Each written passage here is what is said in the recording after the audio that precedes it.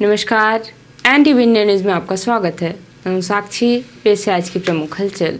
शहर के बाईपास स्थित जियो पेट्रोल पंप के पास बीती रात एक दर्दनाक हादसे में 9 से अधिक गौ माताओं की मौत हो गई। ट्रक की चपेट में आने से यह हृदय विदारक घटना घटी, जिसने पूरे इलाके को स्तब्ध कर दिया। बताया गया कि हादसे की जानकारी मिलते ही जिला कांग्रेस कमेटी के अध्यक्ष ज्ञान सिंह मौके पर पहुंचे। उन्होंने तत्काल संबंधित प्रशासनिक अधिकारियों से बात कर इस मामले में गंभीरता दिखाने की मांग की। इस दौरान शिवसेना के जिला अध्यक्ष भी उनके साथ मौजूद रहे। दोनों नेताओं ने मिलकर प्रशासनिक अधिकारियों से चर्चा की और मृत गौ माताओं के अंतिम संस्कार की व्यवस्था करवाई। ज्ञान सिंह ने कहा कि यह बेहद दुर्भाग्यपूर्ण और शर्मनाक स्थिति है कि प्रदेश में गौ माताएं असुरक्षित होकर सड़कों पर काल का ग्रास बन रही हैं।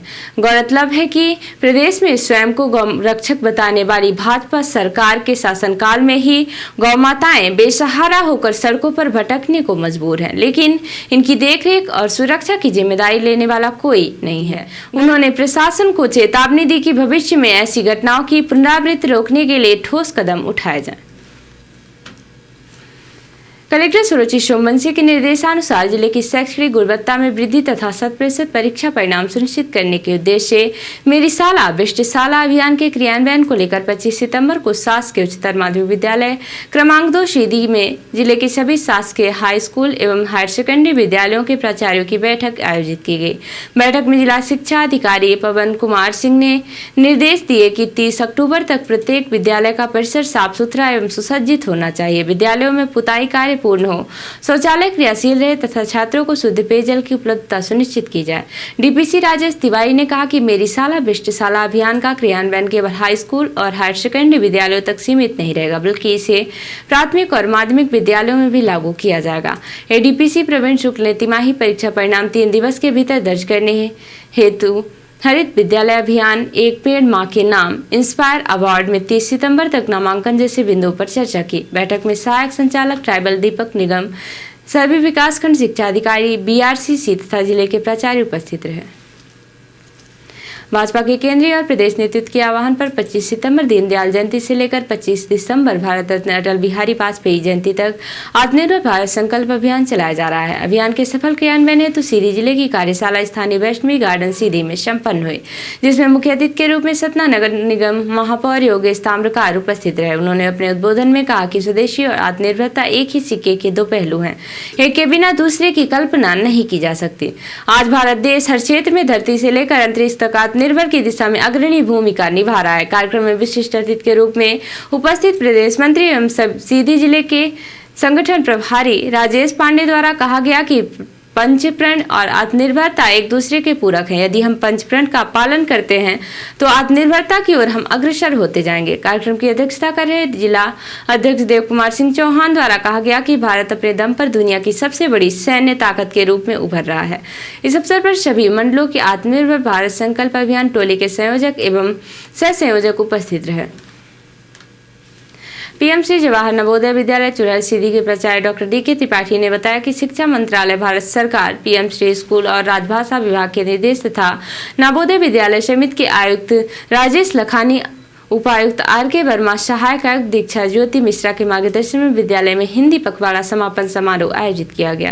कार्यक्रम का संचालन प्राचार्य डॉक्टर DK त्रिपाठी, उप प्राचार्य सुबोध कुमार तिवारी, राजभाषा प्रभारी सुधीर सरोज, हेमचंद्र, राजप्रकाश यादव एवं श्रीमती ऋचा के मार्गदर्शन में किया गया।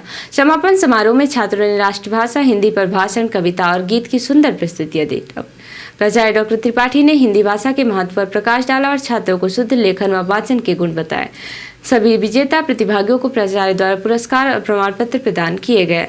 कार्यक्रम में सभी शिक्षक और कर्मचारी उपस्थित रहे। कार्यक्रम का समापन रूपेश चौधरी द्वारा धन्यवाद ज्ञापन देकर किया गया।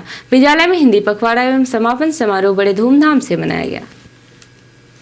सीधी जिले के अंतर्गत पटपरा थाना में एक बोलेरो वाहन से शराब पकड़ी गई है। शराब लगभग 5 पेटी बताई जा रही है। बताया गया कि कार्यवाही के दौरान मौके पर जब पुलिस पहुंची तो गाड़ी में बैठे 3 लोग गाड़ी छोड़कर भाग गए। NTV इंडिया न्यूज ने इस मामले के संबंध में कमरजी थाने के प्रभारी विवेक द्विवेदी से जानकारी चाहिए तो उन्होंने कहा कि पुलिस को एक बोलेरो में शराब की कुछ पेटियां मिली है। पूरे मामले की जाँच पड़ताल की जा रही है। जाँच पड़ताल के बाद ही पूरी जानकारी उपलब्ध कराई जाएगी।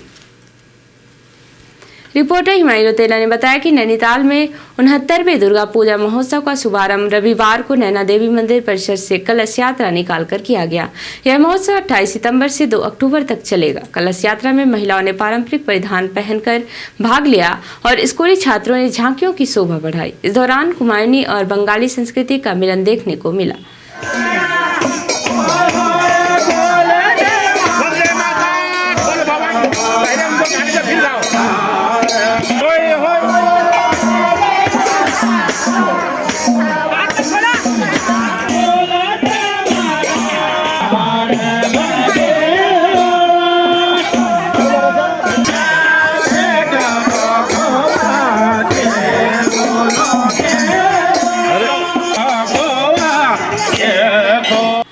कलश यात्रा नैना देवी मंदिर परिसर शुरू होकर पंत पार्क, रिक्शा स्टैंड, खड़ी बाजार और बड़ा बाजार होते हुए मंदिर परिसर में संपन्न हुई।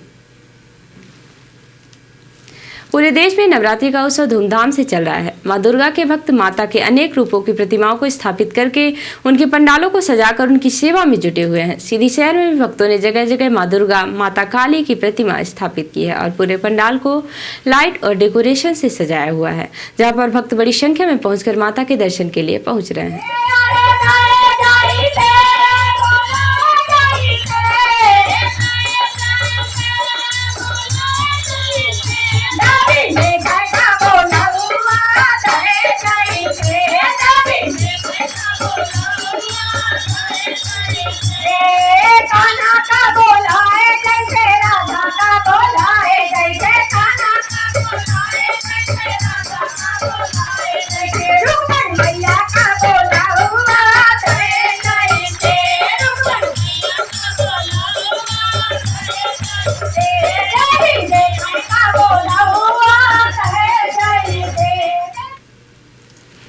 तो ये थी आज की प्रमुख हलचल। नमस्कार।